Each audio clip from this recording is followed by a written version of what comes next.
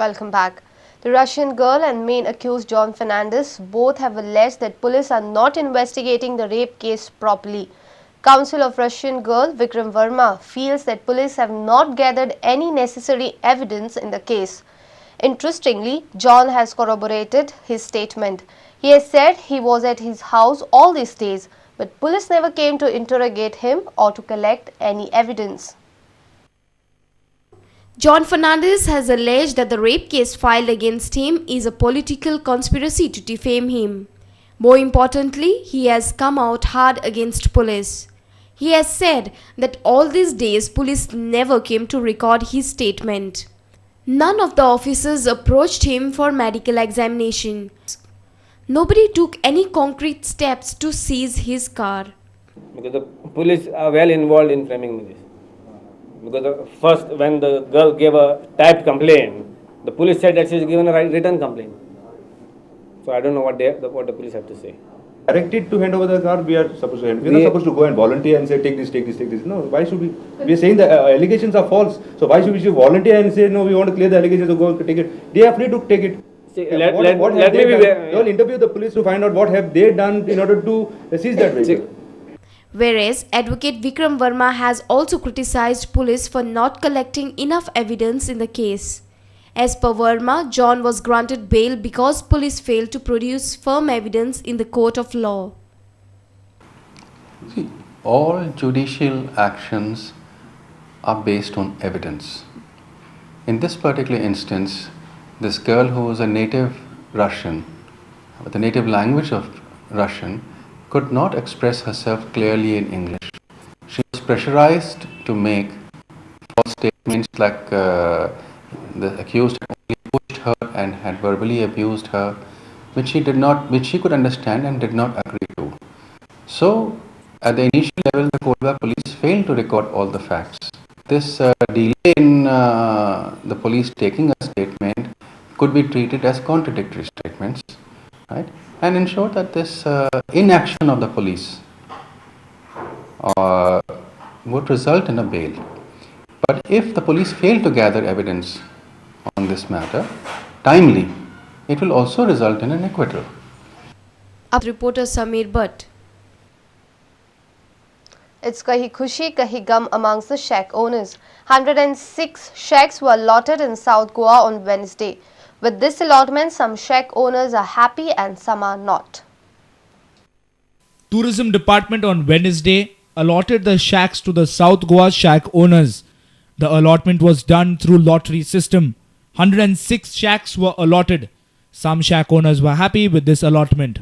आयज सगळे तरणाट्यांक new Qamar and experience holders ते जाग्यांक पळय लॉटरी एक कडेन जाल्या म्हणजे देर वॉज नो आर्बिट्ररीनेस. न्यू कमराक चड चान्स पडलो आसा आनी अशेंच जावचें हेजे फुडें अशें म्हाका अशें न्हू सगळ्याकूच चान्स पडचो. पयलीं केन्नाच जाय नासलें ही फर्स्ट टायम कोणाक जाय तशी प्लेस मेळटाली जाय ते सेटींग करताले कितें करता पूण तें ह्या फाटीक जालें ना तेका लागून आमी खूश आसाय. Whereas some shack owners were not, they claim that many shack owners have taken undue advantage of this lot system. The shack allotment for North Goa will be done on Thursday.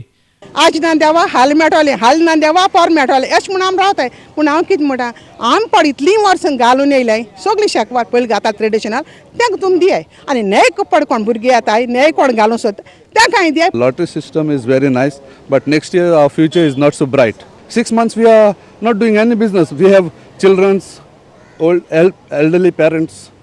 How to survive with giving license in December and then finishing off in March, April? Who will answer for the stomach of 6-7 people in the one family?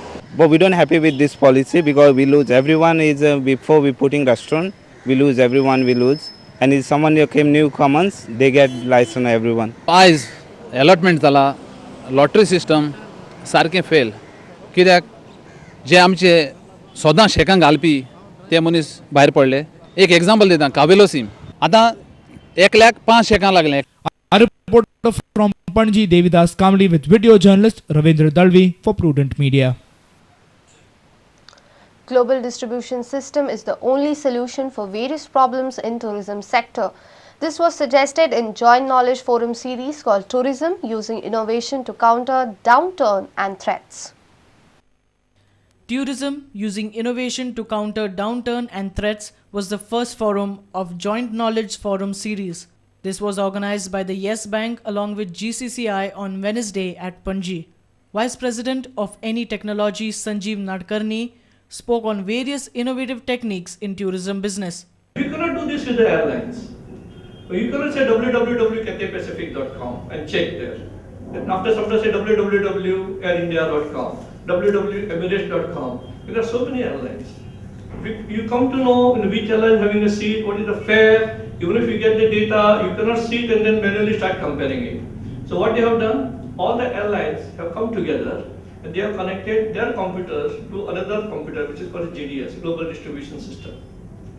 Okay, you go to the GDS and in one screen you will come to know on that specific day, in that specific class, between the source and destination, seats are available or not, if yes, at what fare. Chairman of GTDC Ralph D'Souza says that this forum will benefit tourism sector. This will be effective in two ways. One, it will try to increase the inflow of tourists and improve the occupancies, and secondly, it will be more cost effective. So, if we come to the right formula that is suitable to establishments, it can benefit us two ways. Ralph D'Souza, Chairman GTDC, Sanjeev Nadkarni, Vice President of Any Technologies, MD of IRISS Electronics CV Prasad, Ashish Maru, Regional Business Leader of Yes Bank were present at the forum. Stakeholders in tourism sector attended this forum. Our reporter from Panji, Laukik Shilkar, with video journalist Shan. The government school in Pedne is on the verge of collapse. Despite of having 364 students, the school stands neglected, posing a threat to the life of students and teachers. It's a pity that the students have to study in a place like this. The place resembles a haunted house to say the least. The school building has developed huge cracks in the ceiling and the walls and is on the verge of collapse. The toilets are dirty and unusable. The same is the case with the fans and the lights. The school management has repeatedly brought the issue to the notice of the government. In the backdrop of Kerala's school tragedy, Supreme Court has on various occasions specifically directed state governments to regularly inspect school buildings for safety of students. Looking at the affairs of the Pedne school, it seems the government hasn't learnt anything as yet. Pedne private high secondary जात आणि government हाय secondary ही government हाय secondary असल्या कारणाने हांगा जी भुरग्यांक जे एकंदर वातावरण जाय ते वातावरण हांगा ना कारण बिल्डिंग हांगा बांदली साधारण 20-25 वर्षां पयलीं आणि तेजे नंतर त्या बिल्डिंगेक कांयच केलें ना त्यामुळे आजची ही परिस्थिती आहे अशी आहे. The students also are not happy with the inhospitable conditions in the school. घाण आसता मुतपाक बीन टॉयलेट ना भायर वयचो पडटा आनी ग्राउंड ना खेळपाक असा बेंचेस बी आहा पण तितले कम्फर्टेबल ना आणि फॅन आसा पण तो चलना. A reporter from Pedne, Vinod Mehtar. Well, it's time for yet another short break. Stay tuned.